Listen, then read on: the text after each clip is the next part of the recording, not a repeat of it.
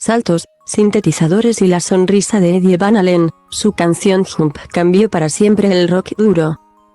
A finales de 1983, unos simples acordes de sintetizador hicieron saltar por los aires los mandamientos de un tipo de música.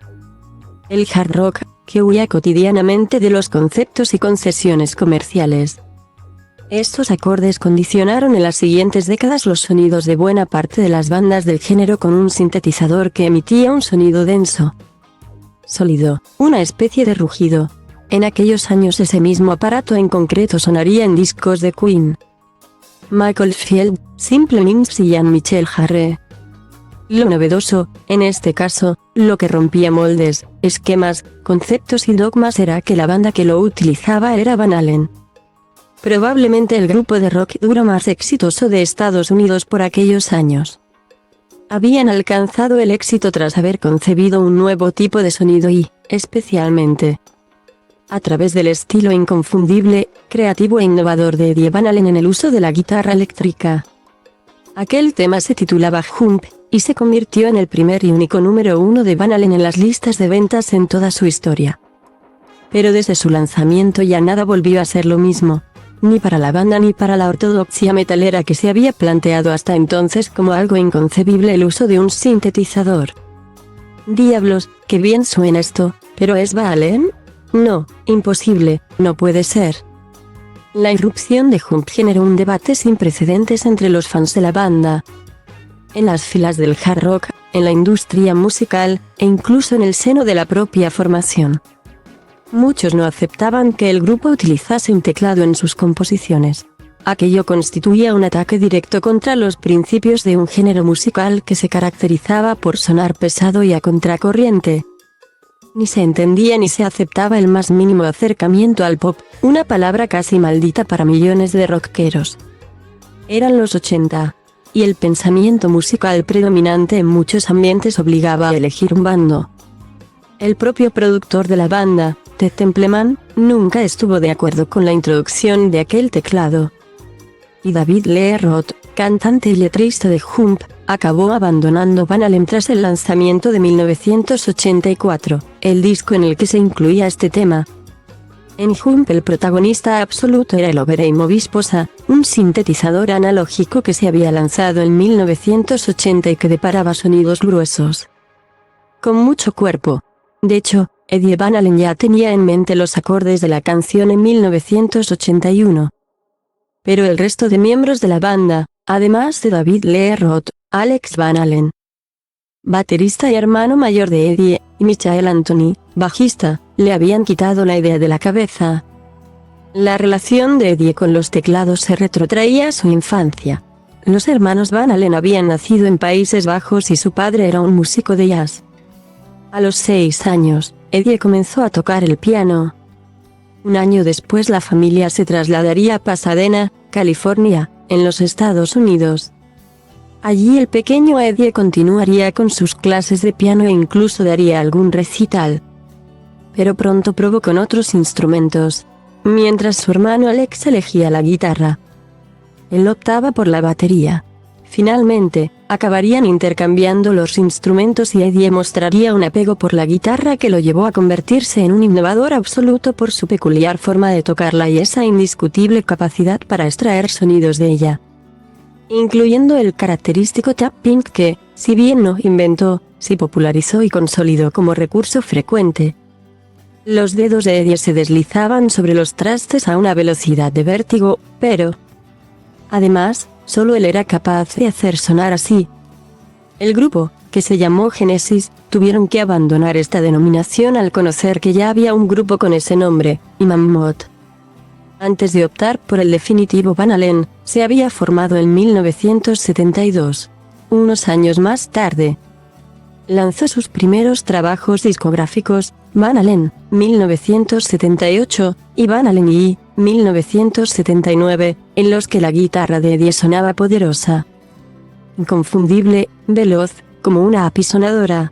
Ambos discos resultaron un éxito rotundo en Estados Unidos. Sus siguientes trabajos discográficos los acabarían consolidando como una de las grandes bandas rockeras en los States. Por eso resultaba enormemente paradójico que en su sexto trabajo de estudio, Van Halen se decantara por el uso de un sintetizador. Ellos eran una banda de sonido pesado, contundente, pero esta vez Eddie no estaba dispuesto a arrojar la toalla. Incluso hizo construir en su casa el estudio de grabación, al que llamó 5150, dígitos que se correspondían con el código de la policía de Los Ángeles para alertar de casos protagonizados por personas con trastornos mentales. Una noche Eddie telefoneó a Ted Templeman, el productor del grupo, y le dijo que tenía que escuchar su riff de sintetizador. Van Halen se presentó en casa de Templeman a las 3 de la madrugada, y lo llevó en su Porsche hasta el estudio para mostrarle aquellos acordes. El productor acabó cediendo y pidiendo a David Lee Roth, el peculiar cantante de Van Halen, que escribiese una letra para la canción. Hay varias teorías al respecto, pero la más aceptada plantea que el vocalista se inspiró para ello en una noticia que vio en la televisión sobre un hombre que amenazaba con saltar desde un edificio de la ciudad de Los Ángeles. David Lee Roth le dio vuelta a la letra para orientar el sentido de la expresión salta en dirección a acepta el riesgo y también a vea por lo que quieres. El disco 1984, lanzado el 9 de enero de ese año, se abría con una intro de sintetizador a modo de presentación sin ambajes, sin medias tintas.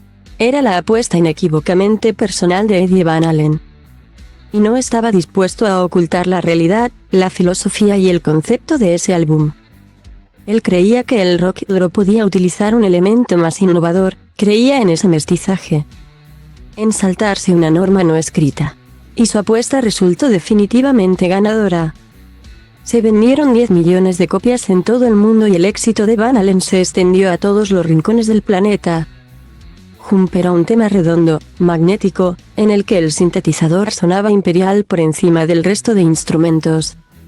Los acordes creados por Eddie, contaba Daryl Hall que este le había reconocido que estaban inspirados en los de su canción Kiss on My List, transmitían una energía absoluta y eran una auténtica incitación a saltar. La melodía pegadiza del teclado iba acompañada de una sección rítmica en la que la batería destilaba ese sonido propio de Alex Van Halen golpeando con fuerza los toms y con sutileza el bombo, secundado por una línea de bajo aparentemente simple de Michael Anthony, con un sonido overdrive. La guitarra de Eddie Van Halen rugía cruda, como rota, hasta la llegada del solo, en la que enloquecía y deparaba ese sonido vertiginoso tan característico y personal. Después llegaban los arpegios del teclado, un malabarismo que situaba la canción en la cima. Y enviando el mensaje, David Lee Roth, con su singular estilo vocal, estableciendo amplias pausas en sus intervenciones y transmitiendo todo el dinamismo que destilaba la pieza. Buena parte del éxito de Jump se debió al videoclip que lanzó la banda para promocionar el álbum y que se convirtió en uno de los más emitidos por la MTV. Simulando un directo, los miembros de la banda se movían sobre el escenario mirando a las cámaras con sonrisas, gestos y ademanes que fueron capaces de transmitir altas dosis de energía, vitalidad y buen rollo. La imagen se unía a la música para contagiar a la audiencia de ese salto. En aquel videoclip aparecía Eddie Van Halen tocando el teclado y la guitarra.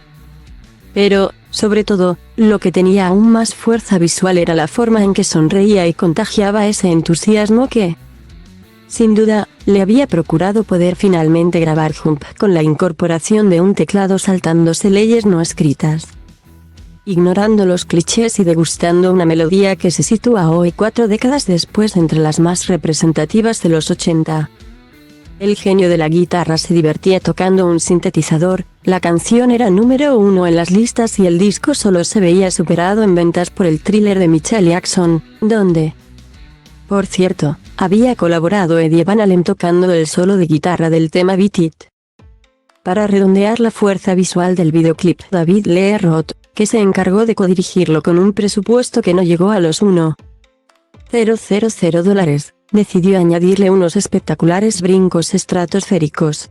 Puede que el vocalista de Van Halen no fuera un prodigio vocal, ni un virtuoso, pero pocos como él podían hacerse con las riendas del espectáculo encima de un escenario.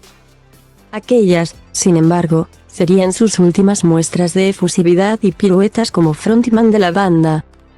A pesar del éxito rotundo del disco, David decidió ir por otros derroteros, ajeno al rumbo que acababa de emprender Van Halen.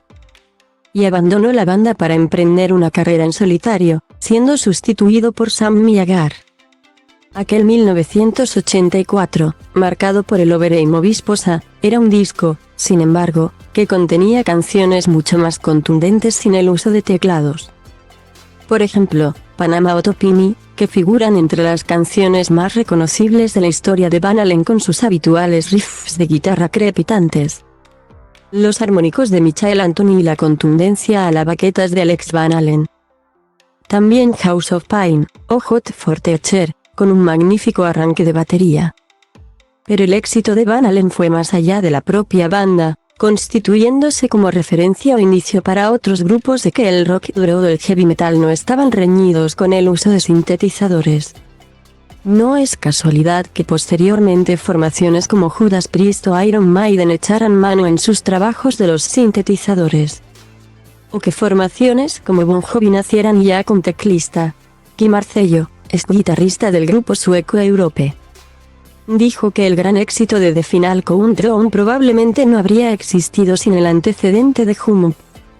A partir de aquella línea de sintetizador surgieron después muchas otras que quedaron inmersas en trabajos de Van Halen como 5150, 1986, o 812, 1988.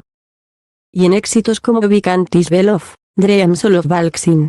Después de todo, con Hum puede decirse que Eddie, que llamó a su único hijo Wolfgang, y no hace falta decir en homenaje a quién, dio con la tecla. Toda una paradoja para quien es recordado como un héroe de la guitarra. Pero, por encima de todo, como aquel músico que siempre esbozaba una sonrisa mientras deslizaba sus dedos por los trastes a la velocidad del rayo.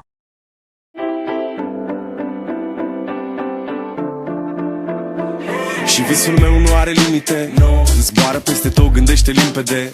Mă îndrumă după cum îmi pun în minte toate gândurile. Să fac totul ca la carte, să rup rândurile. Că poate azi nu, dar mâine sigur nu-i la fel. Trage de mine caracterul meu de fier. Că baie ploaie, vând niciun curcubeu. Dar ci că toate astea-s doar în capul meu. Și-mi zice du-te, nu mai sta. Tu chiar nu vezi cât ai întârziat deja. Aruncă-ți toate visele într-o geantă și pleacă. Grăbește-te că trenul ăsta nu așteaptă. Dar eu știu deja că vreau cu totul altceva.